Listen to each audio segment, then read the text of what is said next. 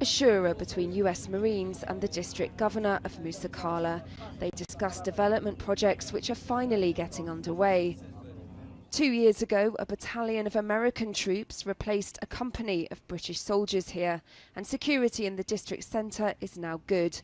A bridge built over the wadi allows local people easy access to the bazaar, itself restored since the fierce fighting that all but flattened this town back in 2006. It's now the third largest bazaar in Helmand. Little more than a year ago, it would have been too dangerous to stand up here, but now it's possible to look out over a relatively peaceful district centre. And just over there behind me, you can see the infamous White House. At different times, it's been occupied by the Taliban, by the British, and now by US Marines. Despite strengthening security here, Musa Qala is still one of the most deeply conservative parts of Helmand, so there's something quite surprising in the centre of town. A group of girls are arriving for lessons at a new school. This is the first girls' school in Musa Qala for more than 20 years. It only opened a few months ago, and while US Marines provide security from a careful distance, around 20 girls are regularly attending classes.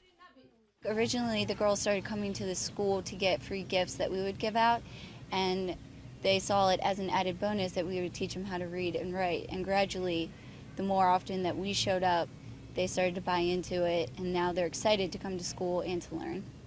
It's amazing to see how much they've progressed. I remember when they could barely write, and now they're writing small sentences, adding numbers. It makes me very proud.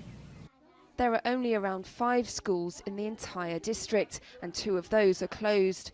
This is a place where there's still strong resistance to education of any kind.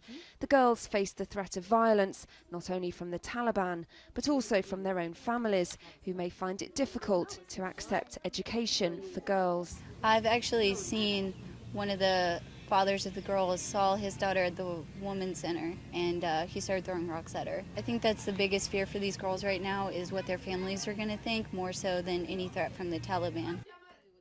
Their teacher is Zarafshan, an Afghan-American who's working with the US Marines as a linguist. Zarafshan grew up in Kabul.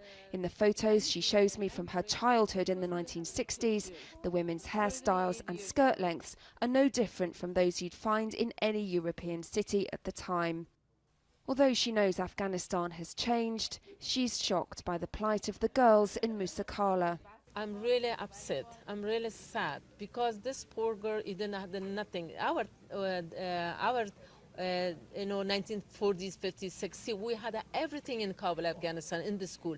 We have like education, we have like play basketball, volleyball, swimming. But I just came in here, I look at the situation, I was really crying. I really cried. Assalamu alaikum. How are you? The school is supported by the local government thanks to a progressive director of education. It was too dangerous for him to speak on camera, but he told me he believes educated women will help Musa Qala prosper. Especially in the conservative areas, the area is never really going to grow to its full potential without the education of women. Already in this area, they have troubles with female doctors and finding people to treat the women.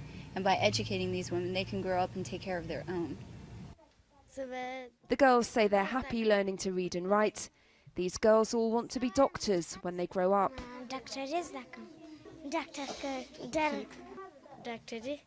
The US Marines won't be here forever. To make this school sustainable, they need to employ a local female teacher.